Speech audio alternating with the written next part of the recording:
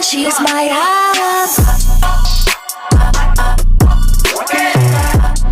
Hi guys! Welcome to my vlog. Ngayon nga ulit mga kumari ko, after natin magpahinga pagkatapos kumain, isumakay naman tayo ng boat ni Kuya. Papunta tayo ng Lamau Cave, mag-island hopping ang mga babae na ito.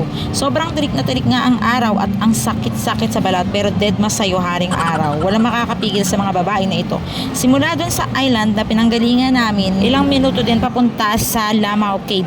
Mabuti na lang mga kumari ko, yung sunscreen ko ay hindi ko naiwan. Kung hindi, baka sunog na sunog ang mukha ng kumari nyo. Grabe talaga mga kumari ko, mapapatulala ka na lang talaga sa ganda ng kalikasan dito sa Dingalan. At buti na lang yung mga tao dito ay iniingatan yung kanilang kalikasan. Kung talagang marunong lang akong lumangoy mga kumari ko, ay nako, talagang hindi ako magpapaawat sa tubig na ito. Susulitin ko talaga yung araw na nandito kami.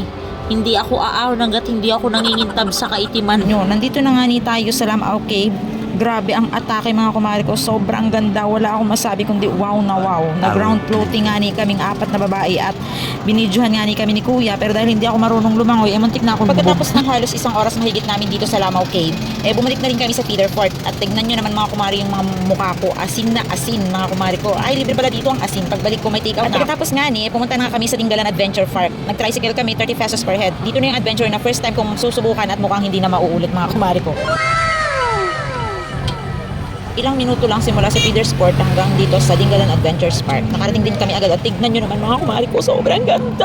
Oh my God! Bago nga tayo makapasok dito sa Adventures Park, kailangan daw muna natin tumambling ng 10 tumbling. Lang. Kailangan muna tayong bumili ng ticket nila dito sa ticket booth nila. Worth 350 kung mag-zipline ka. Kasama na dito lahat yung entrance mo sa falls, sa hanging bridge, zipline. Ang uunahin muna namin dito ay yung zipline bago kami makarating doon sa Tanawan Falls and then sa Hanging Bridge. So bago ka nga makarating doon sa pinakatuktok kung saan magsisimula yung zipline ay 300 step muna ang iyong lalakbayin. So tara na, ano pang hinihintay nyo? Arap na! Ang talaga ng lugar din. So nandito na naman tayo sa tayo magsisipline at falls, Dingalan Falls. At least yun may upuan. Una na nga si Mimi at si Richard na sumabak sa zipline at talaga namang hindi ko pa rin may paliwanag yung kabog ng dibdib ko. Gusto kong maihi sa takot talaga ako kapag kinakabahan mga kumari ko. Sobrang lamig ng buong katawan ko at para akong mahihimatay sa takot. Tignan niyo naman kasi mga kumari ko yung lalim niyan. Pag nahulog kami dyan, ewan ko na lang kung bubuhayin pa kami. Tayo na nga ang isasalang mga kumari ko dito sa zipline at talaga namang hindi ko maipaliwanag yung kabog ng dibdib ko. Yung tipong maiihi ako o matatay, hindi ko maintindihan kung ano yung nararamdaman ko. Gusto ko nang mag-back out pero sa totoo lang naghihinayang ako dahil nakapagbayad na ako ng 350 pesos. Nag-picture muna kami bago tumalon isa-isa mga kumari ko para may souvenir kami. Napapaisip na lang ako mga kumari ko, bakit ba ako nandito ngayon? Ang sarap-sarap na lang matulog sa bahay. Gusto ko na nga ring hilahin si Kuya para may kasama ako sa gitna. Muntik na talaga ako mapaiyak dito mga kumari dahil sa sobrang takot. Pero nung nasa gitna ako, wow, ang sarap pala at gusto ko nang umulit-ulit.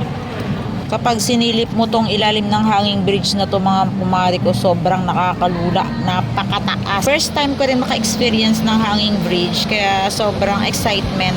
Ang sarap sa pakiramdam pero nakakatakot. Alam mo yung mga adventures na ganito, ang sarap-sarap pero nakakatakot. Pero kailangan mong harapin yung takot mo para maranasan mo kung paano sumaya. Hala! Napagtagumpayan nga namin yung pagtawid dito sa hanging bridge kahit natakot kaming dalawa nitong kasama ko. At andito na kami sa Tanawan Falls ngayon kasi malapit lang to sa hanging bridge. Hindi na rin ako naligo mga kumari ko dahil sinisigmura na ako at medyo napapagod na rin ang kumari nyo. Kaya hinayaan ko na lang sila Mimi, sila Rich. Bago nga kami umalis ay binigyan kami ng souvenir ng aming tourist guide. Keychain na may picture ng Dingalan at saka may pangalan ng kanilang travel and tour company. Nasa biyahe na nga kami at nag-stop over si Kuya para kumain kami ng dinner kasi anong oras. Ayun lang mga kumari ko, maraming salamat sa panonood.